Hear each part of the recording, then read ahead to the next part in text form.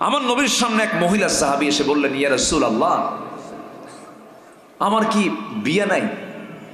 আমার কি বিয়ের কিসমতে নাই? আমার নবীজি খুব ফ্রি ছিলেন, সবার সঙ্গে ফ্রি হয়ে চলতেন। সাহাবীরা রাসূলের সঙ্গে মানে ফ্রি হয়ে কথা বলতেন, কোনো ভয় পেত না।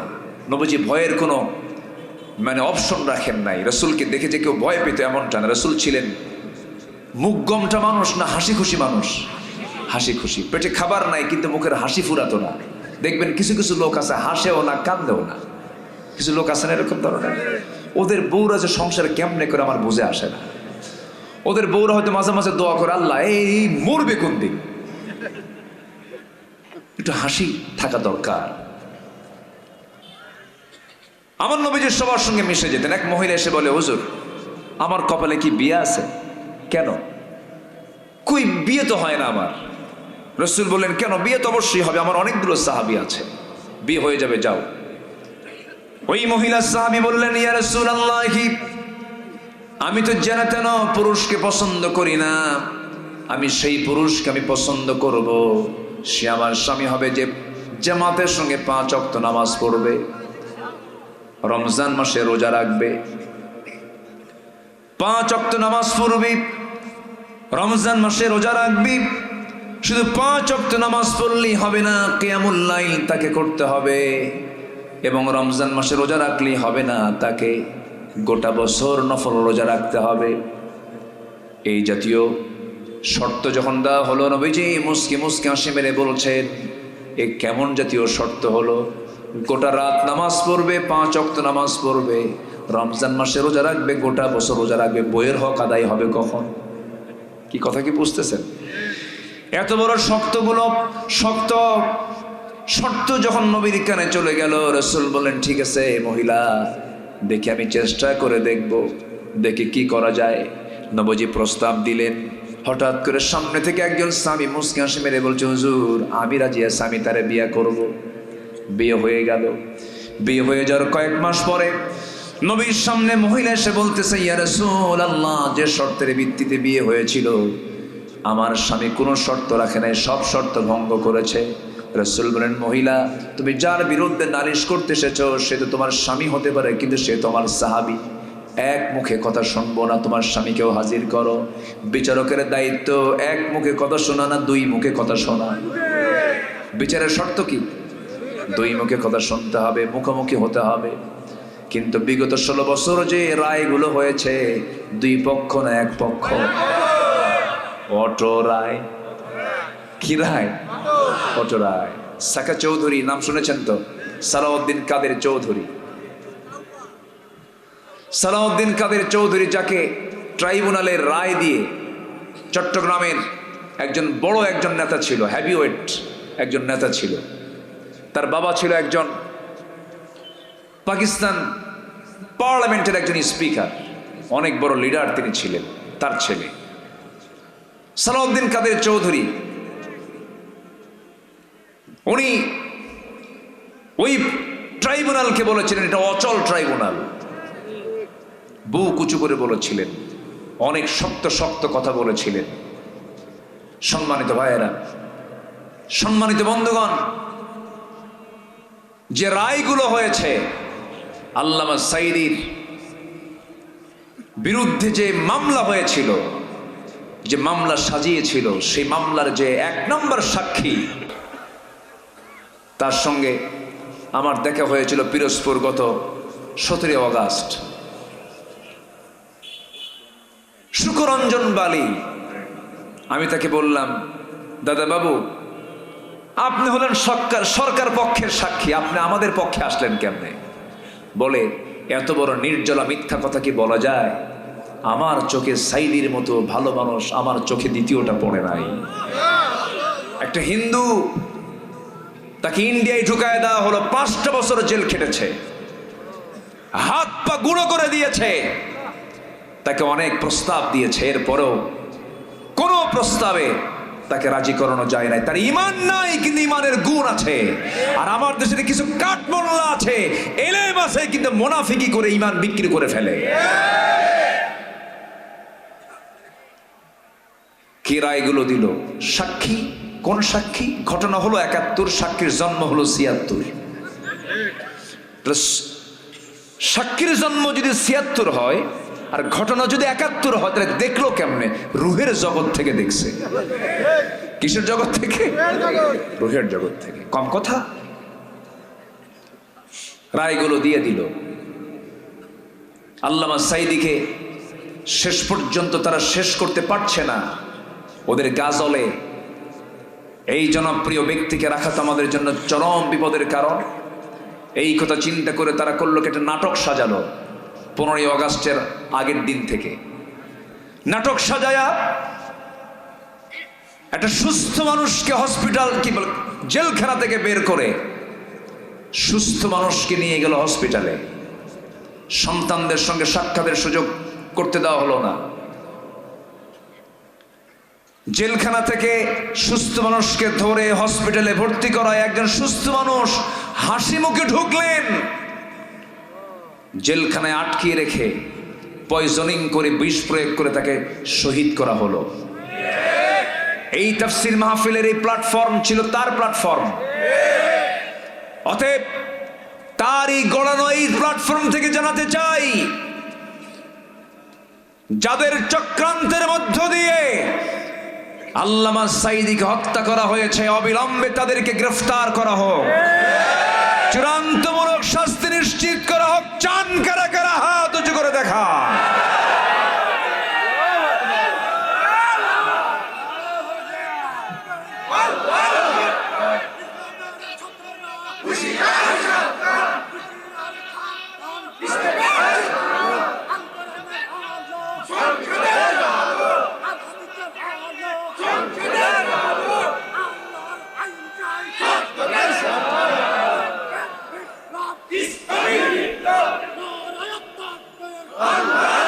আল্লাহ কবুল করুন, জোরে বলে আমিন। খুনির কোনো ক্ষমা নাই, ঠিক কিনা? যে খুনি তার কোনো ক্ষমা আছে? কোনো ক্ষমা নাই। আহারে, মেরে ফেললো, আগুনটা ধরায় দিল কেমনে? মরা লাশ গাড়ি সহ, প্রিজন ভ্যান সহ পুড়ে দিয়েছে। সম্মানিত ভাইয়েরা, এইগুলো এই যে সদ্য ঘটে যাওয়া প্রতিটি হত্যার বিচার অবশ্যই হওয়া সময়ের দাবি। আসতে বলবেন না, জোরে বলুন, ঠিক কিনা? কম জ্বালান জ্বালায় নাই। এই 16 বছর জেলখানায় ছিল সাধারণ মানুষ বেশি না আলেম ওলামা বেশি? আমারও নিয়ে গেছিল, আমার নিচে সবার আগে শুরুর দিকে। 2014 সালে আমার প্রথম মামলা হয়। 2000 সালে এই সরকার যখন 96 আসে, 96-এর শেষে 2000-এর একটু আগ দিয়ে তারা একটা আইন পাশ করেছিল, জননিরাপত্তা আইন, মানে গদি নিরাপত্তা আইন পাশ করেছিল। সে আইনের ধারায় আমার বিরুদ্ধে মামলা হয়। সেই সময় ব্যারিস্টার মওদুদ আহমদ হাইকোর্ট থেকে একটা আগাম জামিন আমি নেই। এরপরে আবার নির্বাচন হলো, সরকার নতুন চলে আসলো। আবার 2008-এর পরে এই গভর্নমেন্ট আসার পর যে মামলা হয়েছে, সেই মামলায় আমাকে জড়ানো হয়েছে। 2018 সালের দিকে হঠাৎ করে পুলিশ আমার বাড়িতে ঘেরাও করে ফেলেছে, ধরে নিয়ে চলে গেল। জেলখানায় ঢুকলাম, বলে হুজুর একটু থাকেন। ঢুকলাম ভিতরে, সামনে এক মুরব্বী দাঁড়ানো জেলখানার ভিতরে। আমার দেখে সালাম একখান লম্বা দিল, দিয়ে কয়, হুজুর আপনি জেলখানায়? খুব খুশি হয়েছি। বললাম, এটা আবার কেমন কথা? জেলখানায় ঢুকলাম আমি, আপনি খুশি হলেন কেন? হুজুর দূর থেকে ওয়াজ শুনি, এত শখ, মুসাফা করব পারি না, কথা বলবো পারি না, মনের তৃপ্তি মতো আপনাকে দেখার এত ইচ্ছা পারি নাই, আর এত সহজে ধরা দিলেন, এ কি বেজার হওয়ার কথা? বয়স 85 বছর তো, উনি ওনার আবেগ থেকে বললেন। বললাম, চাচা আপনি কেন জেলখানায়? কে বাবা, আমার বিরুদ্ধে মামলা দিছে। কি? বিস্ফোরক। বললাম, কেন আপনি কোথায় বোমা মারছেন? কে বাবা, খালি বোমা না, ককটেল। বলো তো, আমাকে বলতেছে, বলো তো বাবা, আমার এই চামড়া কুচকানো হাত উঁচা করতে পারি না, আমি নাকি এই হাতে নাকি বোমা মারছি। 85 বছরের বৃদ্ধ মানুষের নামে মামলা দিয়েছে, বিস্ফোরক মামলা। এগুলো হাস্যরসের কারণ হয়েছিল। সম্মানিত ভাইয়েরা, ফেরাউন বেঁচে ছিল 1600 বছর, এরা ছিল 16 বছর। সংখ্যার যে মিল হলো কেমনে বুঝলাম না, কি ঠিক কিনা? অনেক কিছু করেছে। আল্লাহ পারে না? আল্লাহ পারে না? খালি কই খেলা হবে, এই কথাটাই তো আপত্তিকর। এই কথাটা নোংরা কথা। যারা নোংরা নেতা তারা এই জাতীয় কথা বলতে পারে। কিসের খেলা হবে? আমরা কোনোদিন খেলতে আসিনি দুনিয়া, আমরা ইবাদত করতে এসেছি দুনিয়াতে। দুনিয়া খেলার জায়গা নয়, দুনিয়া ইবাদতের জায়গা। এত নোংরা নোংরা কথা তারা মুখ থেকে বের করেছে। সেই নারায়ণগঞ্জের এক নেতা, কি বুঝতেছেন তো? বুঝতেছেন তো? কি চাপা দেখছেন? এত চাপা, শক্ত ট্রাকের চাকা ওর উপর উঠলো, চাপা ভাঙবে না, এত চাপা। কই ওরা কয় আমরা পালাই না, কয় আমরা পালাই না। তো গেছে কই? সম্মানিত ভাইয়ের, এই দেশের আলেমরা কোথাও পালায় নাই, ঠিক কিনা? আলেমরা পালায় নাই। আলেমরা বরঞ্চ বিদেশে থাকলে বিদেশ থেকে ফিরে এসেছে। আল্লামা সাঈদীর সাথে একই বছর 2009 সালে হজ করেছি। ওনাকে বলা হলো আপনি দেশে ফিরবেন না, ট্রাইব্যুনাল গঠন হচ্ছে। উনি বলছেন আমি কেন ফিরবো না, আমার দল আমার কর্মীরা আমার দেশে মার খাবে, আমি কেন থাকবো? উনি ফিরে এসেছেন দেশে, জেল কেটেছেন 13 বছর। শেষ বিদায় নিয়েছেন হাসি মুখে, জাতিকে বুঝায় দিয়েছেন আমি খুশি। আলেমরা পালায় না, ওরা রাজাকার বলে গালি দিয়েছে, পাকিস্তানের রাজাকার বলেছে, কেউ পাকিস্তান যায় নাই। আর এই সমস্ত বেয়াদবরা সব ভারতের দিল্লি গিয়ে জমা হয়ে গেছে। হ্যাঁ, সব তো জানেনি তো। সম্মানিত ভাইয়েরা, আমরা দেশকে ভালোবাসি কি? দেশকে ভালোবাসি না? আমরা দেশকে ভালোবাসি না? দেশে 18 কোটি মানুষ, কতগুলো পরিবার, মুসলিম পরিবার, কাউকে বিয়াই বানালো না, বিয়াই বাড়ি বানাইছে আমেরিকা। দেশের ভালোবাসা আমরা বুঝি। ব্যবসা বাণিজ্য দেশে করো, দুর্নীতি করেছো দেশের টাকা দেশে রাখো। যারা দেশের টাকা পাচার করে তাদের ফাঁসি হওয়া উচিত, ঠিক কিনা? দেশকে কারা ভালোবাসা আমরা জানি। রাগ করছেন নাকি? রাগ করছেন? এই মাহফিলকে বন্ধ করে দিয়েছে যারা, কারা? যারা বন্ধ করে দিয়েছে তারা শিক্ষা নয় ইতিহাস থেকে। কোরআনকে অচল করলে তোমরা অচল হয়ে যাবা, কোরআনকে অচল করতে পারবে না। সবাই কি নামাজ পড়তে রাজি আছেন? এক মহিলার কথা বলতেছিলাম, মনে আছে আপনাদের? বলবো? লাইনে যাই, আবার যাই, লাইনে যাই। কতক্ষণ আছেন আপনারা? হ্যাঁ, সারা রাত?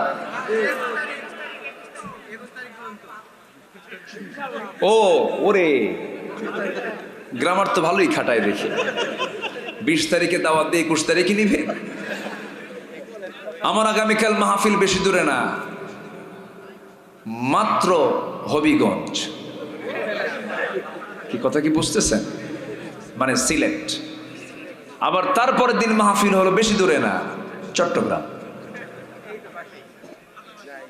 জি, সব দিকেই তাকাতে হয়। কিন্তু লক্ষ্য করলাম এই সাইডটা আপনারা অফ করেন নাই কেন? প্রচন্ড ঠান্ডা বাতাস আমার গায়ে লাগতেছে। এই বাতাসটা লাগলে আমি তো রুগী হয়ে যাব, ঠান্ডা লাগবে। বাতাস লাগলে এখন সমস্যা না, একটু ঢেকে দেওয়া লাগতো মনে হয়। তো যাই হোক, আমার দিকে তাকান। ওই মহিলা সাহাবীর কথা মনে আছে?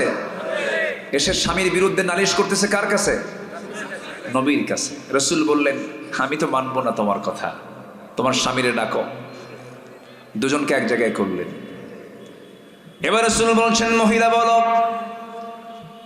5 ওয়াক্ত নামাজ ভালো মতো পড়েছে কিন্তু জামাতে পড়ে নাই। রমজান মাসে রোজা রেখেছে কিন্তু সারা বছর রোজা রাখে নাই। গোটা রাত কোরআন তেলাওয়াতের কথা ছিল, গোটা রাত সে কোরআন তেলাওয়াত করে নাই। আমার রাসূল বলছেন, সাহাবী তোমার বউটা যে সমস্ত কথাগুলো বললো এটা কি সঠিক নাকি? হুজুর সব ভুল কথা, আমি একটাও বাদ দেই নাই। স্বামী কয় এক কথা, বউ কয় আরেক কথা। কি এরকম লাগে না? মাঝে মাঝে লাগে না?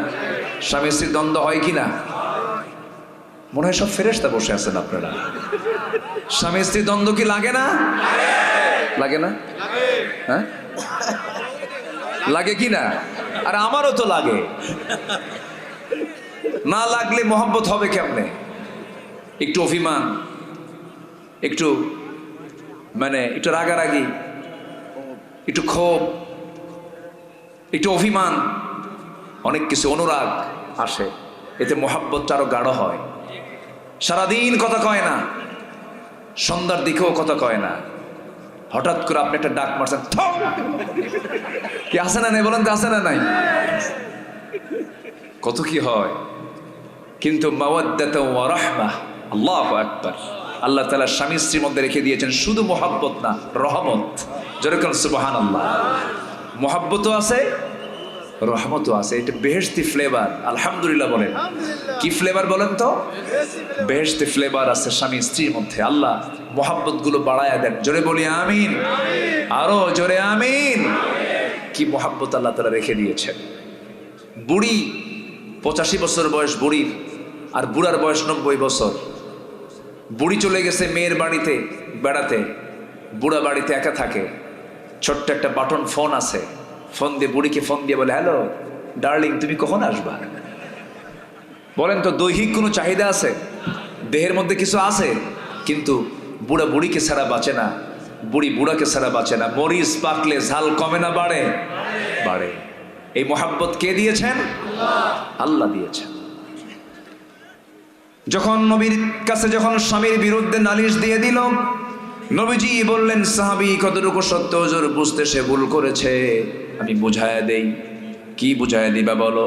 তিনি বলছেন, হুজুর 5 ওয়াক্ত নামাজ আমি জামাতে না পড়তে পারলেও ফজর নামাজ এবং এশার নামাজ কখনো আমি জামাত ছাড়া পড়ি নাই। আপনি বলে দিয়েছেন ফজর নামাজ এবং এশার নামাজ যদি কোনো বান্দা যদি জামাতের সঙ্গে আদায় করতে পারে, আল্লাহ রাব্বুল আলামিন তার আমল নামে গোটা রাত নফল নামাজের সওয়াব দিয়ে দেন। হুজুর গোটা রাতে দাঁড়ায় দাঁড়ায় নামাজ পড়ার কি দরকার? হুজুর কাল সুবহানাল্লাহ। আমার নবীজি মুস্কি মুস্কি হাসতেছেন। বুদ্ধির দিক থেকে মেয়েরা ফার্স্ট না পুরুষরা ফার্স্ট? আস্তে আস্তে কোন কেন ভাই? মেয়ে ফার্স্ট না পুরুষ ফার্স্ট? এটা কে করে দিয়েছেন? সাক্ষীর প্রয়োজন। সাক্ষী যদি পুরুষ একজন হয়, মহিলা লাগবে কয়জন? কয়জন? এটা কে ফয়সালা করেছেন? দোষ কার? আল্লাহ।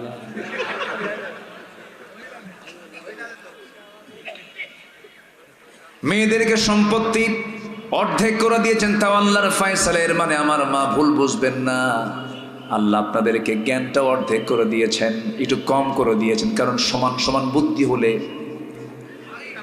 কি বোঝেন না, কি হবে? ফাইট হবে।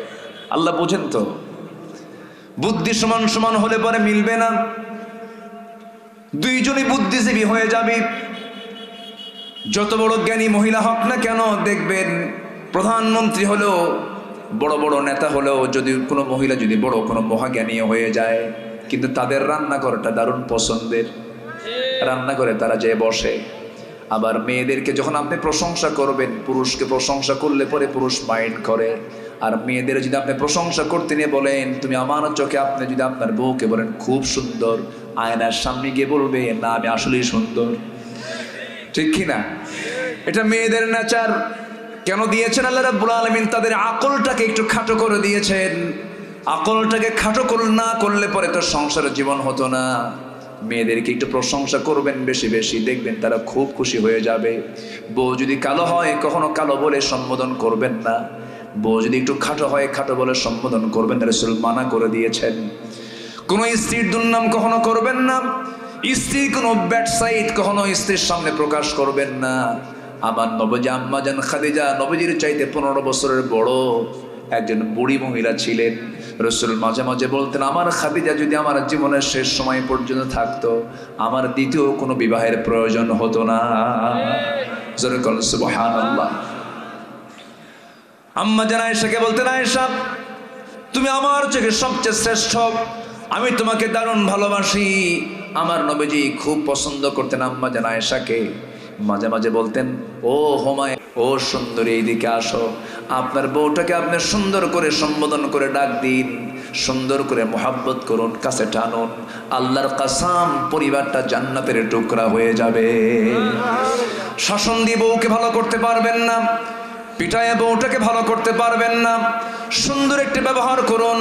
পাশে বসুন, মাঝে মাঝে নিজেই তরকারিটা কুটে দেন, মাঝে মাঝে পাশে বসে বসে তার খেদমত একটু করার চেষ্টা করুন। প্রত্যেক দিন আপনার জন্য কত সুন্দর রান্না বান্না করে, একদিন আপনি নিজেই একটু রান্না করে গিয়ে বসলেন, পাশে একটু বসে গল্প করলেন, একটু খুনসুটি করলেন। আমার নবীজি মাঝে মাঝে করতেন। আমার নবীজির সামনে 4 স্ত্রী একদিন এসে বলতেছে, হুজুর আপনি সত্যি করে বলুন তো, আমাদের মধ্যে গন্ডগোল লাগছে, আপনি সত্যি করে বলুন আমাদের 4 জনের মধ্যে আপনি কাকে সবচেয়ে বেশি ভালোবাসেন? কে খুব ভালোবাসি, আই লাভ ইউ।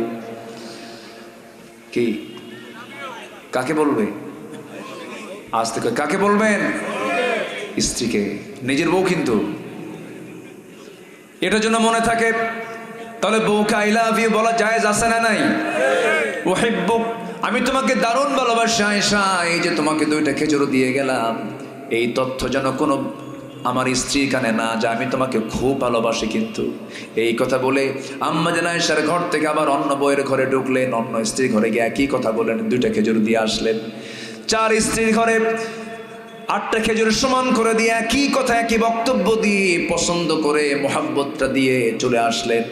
পরের দিন সকালবেলা বুক ভরা আশা নিয়ে 4 বউ একসাথে রাসূলের সামনে হাজির হয়েছে। বলতেছে, হুজুর আপনি আজকে বলতে চেয়েছেন আপনি কাকে সবচেয়ে বেশি ভালোবাসেন। আমার নবীজি মজা করে বলতেছেন, আমি তাকেই সবচেয়ে বেশি ভালোবাসি। গত রাত্রিতে আমি যাকে লুকায় লুকায় 2টা খেজুর দিয়ে আসছি। যা, জোরে বলে সুবহানাল্লাহ। কি কন্ট্রোলিং পাওয়ার! বিশ্বনবী শুধু নবী না, স্বামী বটে। আল্লাহু আকবার বলে। ম্যানেজ করেছেন সবকিছু তিনি। কি কন্ট্রোল তার মধ্যে ছিল! যুদ্ধে গিয়ে যোদ্ধাদের কন্ট্রোল করেছেন, পরিবারে এসে সন্তানদের কন্ট্রোল করেছেন, সাহাবীদেরকে নিয়ে নামাজে কন্ট্রোল করেছেন। প্রত্যেকটা জায়গায় আমার নবীজি মডেল। আল্লাহু আকবার বলেন। এবার বলছেন, ও মহিলা, তোমার স্বামীর বিরুদ্ধে তুমি যে নালিশগুলো করেছো, তুমি তো বুঝতে পারো নাই, তোমার স্বামীতে কোনো কিছুই বাদ দেয় নাই। 2 রাকাত নামাজ জামাতে পড়েছে, গোটা রাতের নফল নামাজের সওয়াব হয়ে গেছে। ঘুমানোর পূর্বে, হুজুর আমার বউটাকে নিয়ে আমি যখন ঘুমাতে গিয়েছি, আমার বউটা এবং আমি একই বালিশে শুয়ে পড়েছি। যখন ঘুমাতে যাব, সূরা ইখলাস 3টা বার আমি তেলাওয়াত করেছি। সূরা ইখলাস 3 বার তেলাওয়াত করে করে আমি নিজেও পড়েছি, আমার বউকে শোনাইছি। আপনার বর্ণিত হাদিস, যদি কোনো বান্দা ঘুমানোর পূর্বে যদি 3টা বার সূরা ইখলাস পড়ে ঘুমায়, গোটা কোরআন খতমের সমান সব তার আমলনামায় আল্লাহ রাব্বুল আলামিন দিয়ে দেন। হুজুর গোটা রাত বসে বসে কোরআন তেলাওয়াতের কি দরকার? এবার রাসূল বললেন, ও আমার মহিলা সাহাবী, তোমার স্বামী তো কোনো কিছু বাদ দেয় না। হুজুরে সে যে এত চালাক তাকে আমি জানছি নাকি? যেরকম সুবহানাল্লাহ। রাসূল মিলায়া দিলেন। কি করলেন? মিলায়া দিলেন, যাও সংসার করে খাও। আমার নবীজির কাছে যে কোনো জটিলতা নিয়ে কেউ আসতো, সমাধান করে দিতেন। আর আমার দেশের কিছু মাতব্বর আছে, সমস্যা নিয়ে গেলে এবারে সমস্যারও বাড়ায় দেয়। আছে না নাই? যুবকরা এই মাতব্বরে ছুটাই দিবা। কোনো বেনামাজি মাতব্বর থাকবে না, কোনো বেনামাজি সুদখোর মদখোর মসজিদ কমিটির মধ্যে থাকবে না, ঘাট ধাক্কা দিয়ে বের করে দিবা। এখন সময় এগুলো সব ছাঁটাই করো। হ্যাঁ, রাগ করতেছেন নাকি? এটা কোরআন বলে দিচ্ছে, ইন্নামা ইয়ামুরু মাসাজিদাল্লাহি মান আমানা বিল্লাহ। মসজিদের দায়িত্ব পালন করবে বেনামাজি না নামাজি? সুদখোর না রোজাদার? চোর বাটপাররা মসজিদের দায়িত্ব কেন নেবে? রাগ করলেন নাকি আপনারা? আসেন দোয়া করে দে। নাম্বার 3, আল্লাহ এবং রাসূলের সঙ্গে যারা অবাধ্যতা এবং সীমা লঙ্ঘন করবে।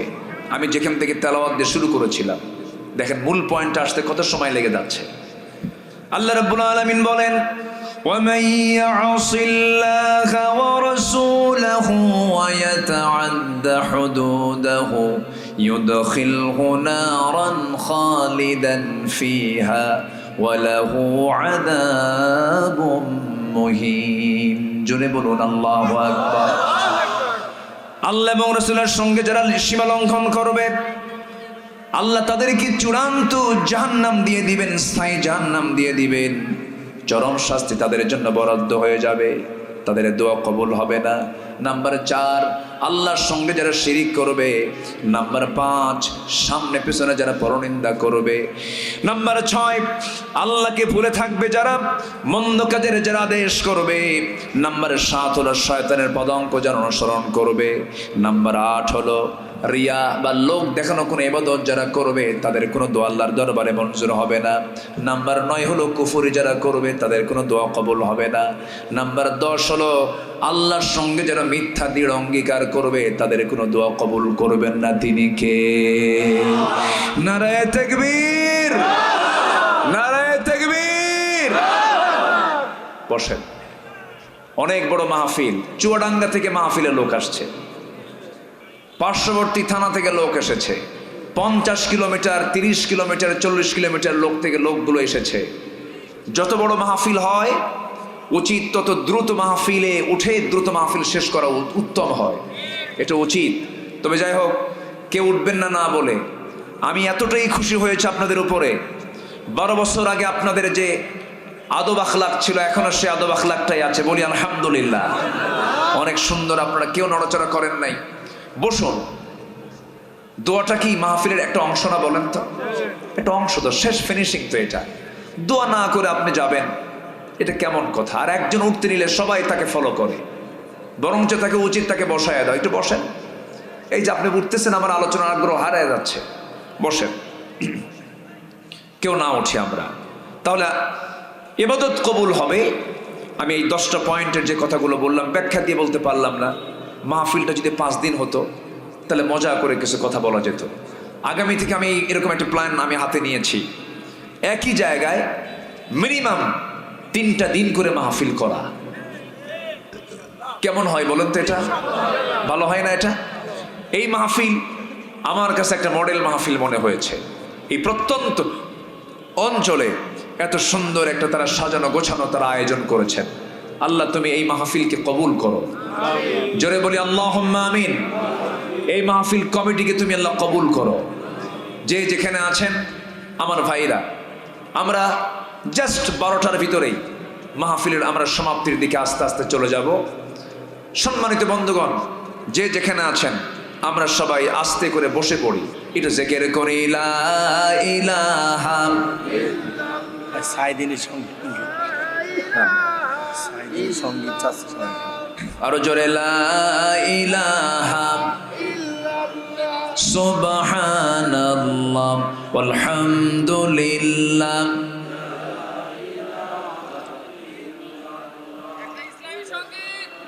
আরো জোরে লা ইলাহা। পৃথিবী আমার আসল ঠিকানা নয়, মরণ একদিন মুছে দেবে সকল রঙিন পরিচয়। পৃথিবী আমার আসল ঠিকানা নয়। সবাই বলুন, পৃথিবী আমার আসল ঠিকানা নয়, মরণ একদিন মুছে দেবে সকল রঙিন পরিচয়। পৃথিবী আমার আসল ঠিকানা নয়।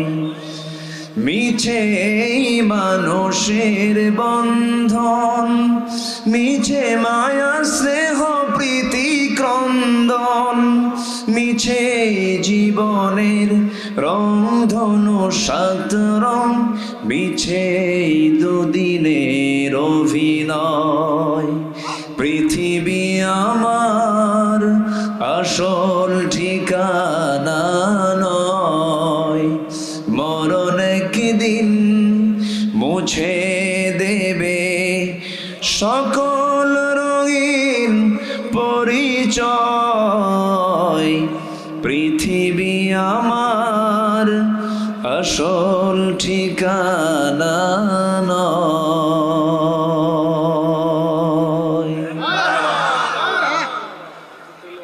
ওকে, আর কিছু? সে কোন বন্ধু বলো বেশি বিশ্বস্ত, সে কোন বন্ধু বলো বেশি বিশ্বস্ত, কার কাছে মন খুলে দেয়া যায়, কার কাছে সব কথা বলা যায়, হওয়া যায় বেশি আশ্বস্ত, তার নাম আহমদ বড় বিশ্বস্ত, আহমদ বড় বিশ্বস্ত, যে জন কখনো ব্যথা দিতে জানে না, যে জনকে বলি মুছে দেয় বেদনা। রাসূল কি কখনো কষ্ট দিয়েছেন? যে জন কখনো ব্যথা দিতে জানে না, যে জনকে বলি মুছে দেয় বেদনা, হৃদয়ের হাহাকার আপন করে নিতে আর কার বুক এত প্রশস্ত, তার নাম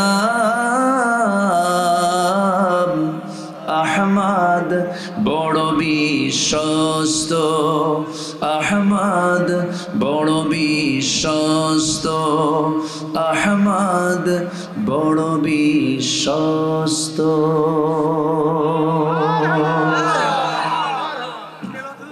জি, যা হয়েছে আমরা বলে ফেলি আলহামদুলিল্লাহ। আমি আর পারতেছি না, এত বাতাস দেখছেন।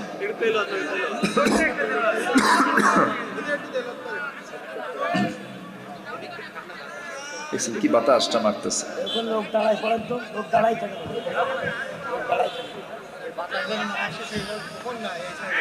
أعوذ بالله من الشيطان الرجيم.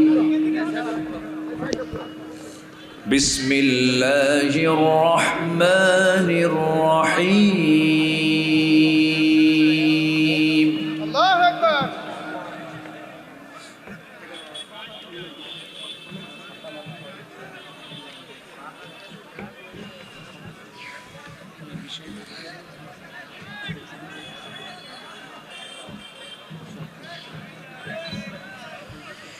الذي جعل لكم الأرض فراشا والسماء بناء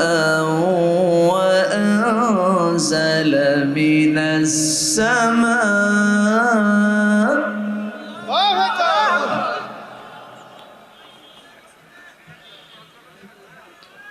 وأنزل من السماء ماء فأخرج به من الثمرات رزقا لكم. الله أكبر.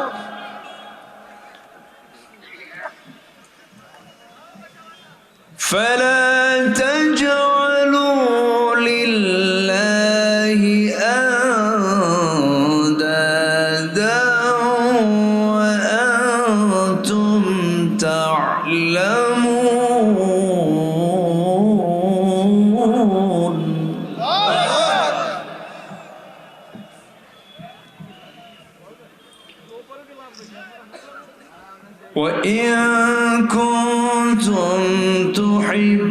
وإن كنتم في ريب مما نزلنا على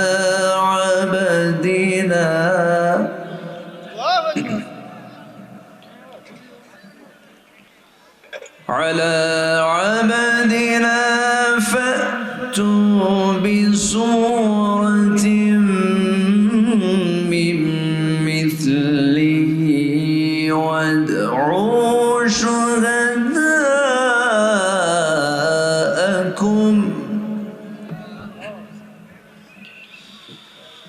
وادعوا شهداءكم من دون الله إن كنتم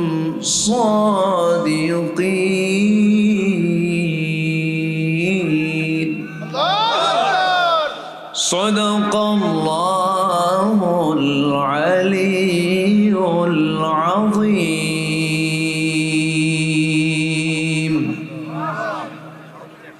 জি আসুন আমরা এখন দোয়া করি আমরা চাইবো কার কাছে আল্লাহর কাছে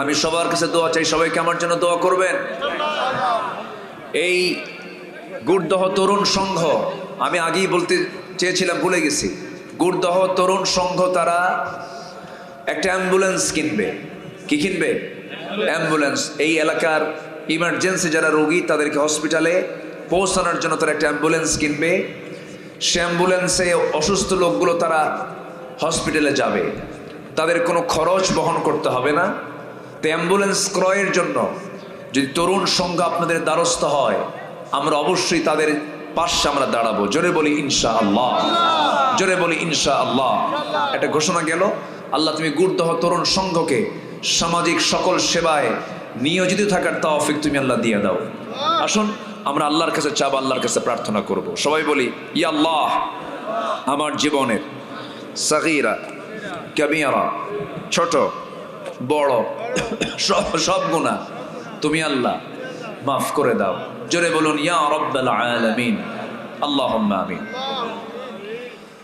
ربنا ظلمنا أنفسنا وإن لم تغفر لنا وترحمنا لنكونن من الخاسرين গভীরাত নিজমরাত ঝিমানো রাত্রিতে হাজারো মুসলমান নরনারী নিয়ে তোমার কালামের কয়েকটা আয়াতকে সামনে রেখে ইবাদত কবুলের যে শর্তগুলো ইবাদত কবুল না হওয়ার যে অন্তরায়গুলো সেই বিষয় নিয়ে কিছু কিছু কথা বলেছি শাহী দরবারে কাঙ্গাল ভিখারির মতো দুটো হাত পেতেছি আল্লাহ গুনার দিকে নজর দিও না বান্দা মনে করে তামাম জিন্দেগির গুনাহগুলোকে মাফ করে দাও জনম দুঃখিনী মা জনম দুঃখী বাপজান যারা চলে গেলেন জিন্দেগির গুনাহগুলো মাফ করে দাও কবরগুলোকে জান্নাতের টুকরা বানায়া দাও অনেক আলোচনা শেষ করে বাড়ি ফিরে যাব সব দেখবো কিন্তু মাকে পাবো না সেই মার জন্য তুমি আল্লাহ দোয়া শিখিয়ে দিয়েছো সবাই আমার সঙ্গে চিৎকার মেরে আওয়াজ দিয়ে বলুন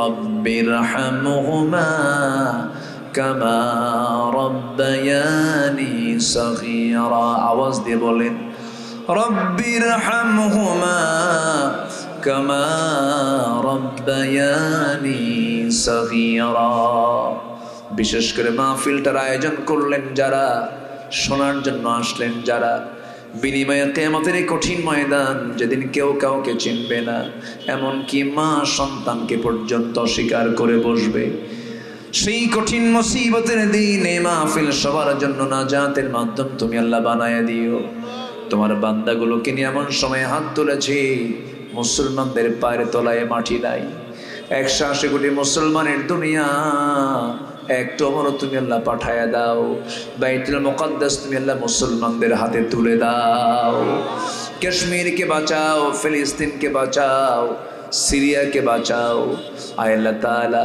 মেহেরবানি করে গোটা বিশ্বের মুসলিম শক্তিকে তুমি আল্লাহ একটা প্ল্যাটফর্মে আসার তৌফিক তুমি আল্লাহ দিয়া দাও সুজলা সফলা শস্য শ্যামলা সোনার বাংলাকে তুমি আল্লাহ দ্বীনের জন্য কোরআনের জন্য তুমি আল্লাহ কবুল আর মঞ্জুর করে দাও দুনিয়া থেকে কোন দিন বিদায় নেব জানি না ডান হাতে আমলনামা না আসা পর্যন্ত কবরে নিও না বাবা গেল মা গেল ভাই গেল বোন গেল রে কত আত্মীয় স্বজনের লাশ কবরে শোয়া দিলাম আমি একদিন মরে যাব রে সবার কাছে সংবাদ চলে যাবে মরে যাওয়ার সঙ্গে সঙ্গে থাকার সুযোগ আর পৃথিবীতে নাই রে টান মেরে কবরের দিকে নিয়ে যাবে সন্তানগুলো ছটফট করবে, বউটা পাগলির মতো হয়ে যাবে রে, চাবি নিয়ে ঘুরবে আর বলবে এই সংসারের চাবিটা আমি কার হাতে দেব রে। কবরে শোয়ায় দেবে রে, বাঁশ চাপা দেবে, মাটি চাপা দেবে, 24 ঘন্টা যাবে না রে। মাথার চুলগুলো খসে খসে পড়বে, চামড়াগুলো গলে গলে পোকার পেটের খাবার হয়ে যাবে। পোকা দেখে ভয় পেতাম, সেই পোকার পেটে আমার দেহ চলে যাচ্ছে রে। এই তো দুনিয়ার জীবন, 7 দিন লাগবে না, পেটের নারী ভুঁড়িগুলো সব চোখ মুখ কান নাক দিয়ে বের হওয়া শুরু হয়ে যাবে, কিম্বুত কিমাকার চেহারা হয়ে যাবে রে। মাথার চুল শ্যাম্পু দিলাম, তেল দিলাম, কাজে লাগলো না। চামড়ায় কত তেল দিয়েছি, সাবান দিয়েছি, কত কি লাগিয়েছি, কোনো কাজে লাগলো না রে।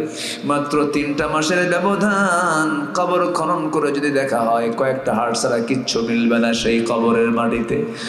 আল্লাহ তোমার কাছে ফরিয়াদ করি, সে অন্তিম সময় যখন চলে আসবে জবানে জারি করে দিও লা ইলাহা ইল্লাল্লাহ মুহাম্মাদুর রাসূলুল্লাহ। আসসালামু আলাইকুম ওয়া রাহমাতুল্লাহি ওয়া বারাকাতুহু।